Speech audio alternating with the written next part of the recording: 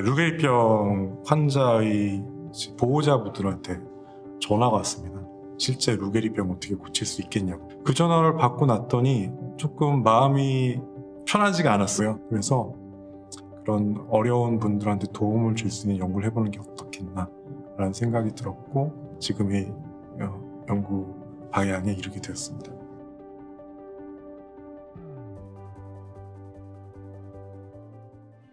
네, 안녕하세요. 유니스트 생명과학 고임정훈입니다. 저희 실험실은 단백질 번역 관련된 분자생물학 관련 연구를 하고 있고요. 실험실 구성은 대학원생이 11명, 연구 조교수 1명, 랩 매니저 1명, 그리고 저 이렇게 있습니다. 단백질 번역이라는 큰 주제는 계속 연구를 해왔었는데요.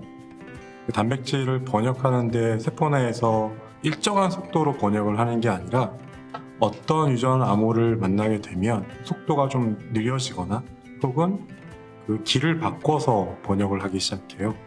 그런 것들이 어떻게 일어나고 왜 일어나고, 그리고 만약에 그런 것들이 잘못 일어나면 어떤 인간의 질병을 일으킬 수 있는지, 그런 것들에 초점을 맞춰서 연구를 하고 있습니다.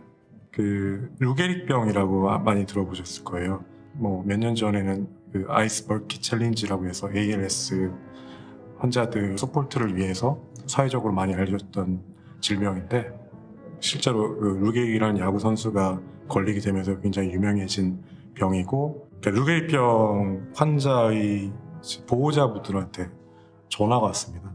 실제 루게릭병 어떻게 고칠 수 있겠냐고. 근데 저희가 사실은 루게릭병에 관련된 연구를 했던 게 아니라 루게릭병과 관련된 유전자의 또 다른 퇴행성 뇌질환과는 상관없는 기능을 공부를 했었거든요. 근데 그 전화를 받고 났더니 조금 마음이 편하지가 않았어요. 왜냐하면 저희가 하고 있던 연구는 어떤 질병에 걸린 환자들 그리고 그런 보호자들한테 도움이 되는 일들인가 생각을 해보면, 이렇게 누군가에게 도움을 주는 연구를 해야겠다는 생각을 해본 적이 별로 없었던 것 같거든요. 굉장히 이기적인 그런 생각일 수도 있었는데, 그래서 그 전화를 받고 나서 여러 가지 좀 마음도 불편하고 여러 가지 고민을 하다 보니, 그러면 우리가 할 수 있고 그런 어려운 분들한테 도움을 줄 수 있는 연구를 해보는 게 어떻겠나, 그런 연구를 한번 시작을 해볼 수 있겠다라는 생각이 들어서 지금의 연구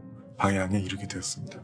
저희가 그 ALS 환자의 그 유도 만능 줄기 세포를 가지고 실제로 운동신경으로 분할을 시켜서 이런 단백질 번역과 관련되어 있는 어떤 기능들이 어떻게 달라져 있나를 봤는데, 굉장히 흥미롭게도 ALS 환자들이 이런 단백질 번역에 있어서 리보솜의 어떤 작용들이 좀 많이 달라져 있더라고요. 그리고 그것들을 회복시켰더니 ALS 환자에서 문제가 될 거라고 생각되는 부분들이 상당히 호전이 됐었고, ALS라는 질병이 사실 비가역적으로 신경세포들이 점점 죽어나가는 과정에 있는 그런 질병인데, 그런 것들을 조금 늦추거나 멈추거나 그런 치료 방법들을 좀 새롭게 단백질 번역이라는 어떤 주제를 가지고 치료제 같은 것들을 개발해낼 수 있지 않을까.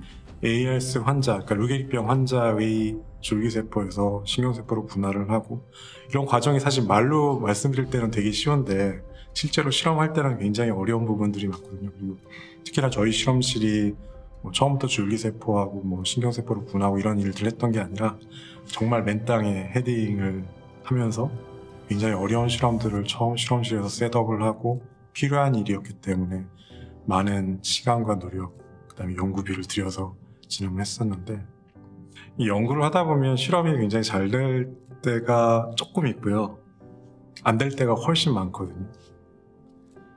근데 정말 그럴까?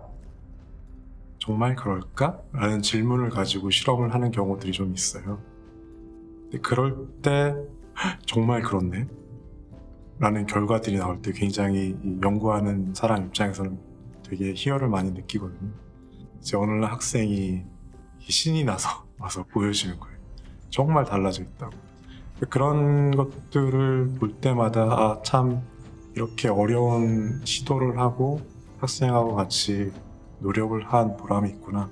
우리가 정말 생각을 만으로 했던 그런 것들을 진짜 실현해서 실험을 해보니 정말 의미 있는 결과들을 얻을 수 있구나. 그런 부분들이 여러 가지로 힘이 되고 또 보람도 느끼고 그런 것 같습니다. 사실 과학자가 하고 싶은 연구를 할 수 있을 때가 가장 행복하거든요. 재단에서 저에게 그런 기회를 주신 것에 대해서 정말 너무나 감사하고, 제가 이제 8년차, 7년차, 8년차 이 정도 되거든요. 실험실을 이제 시작한 지. 근데 어느 순간 보면 제가 뭘 하고 있고 뭘 해야 되고 앞으로 아직 계속 연구를 해야 되는 날들이 더 많으니까요.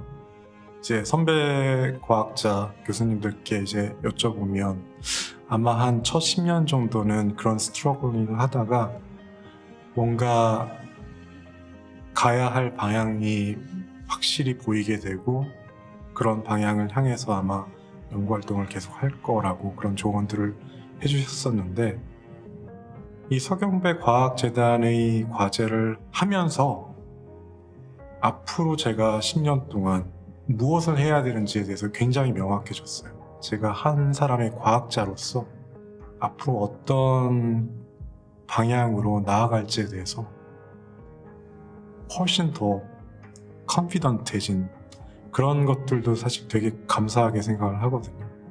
과학재단에서 끊임없이 저희 신진 연구자들에게 관심과 또 지원을 해주시고 계신 것들, 연구하고 있는 과학자들에게 어떤 격려를 해주시는 부분들, 그런 것도 감사하고 여러 가지 감사한 마음이 많습니다.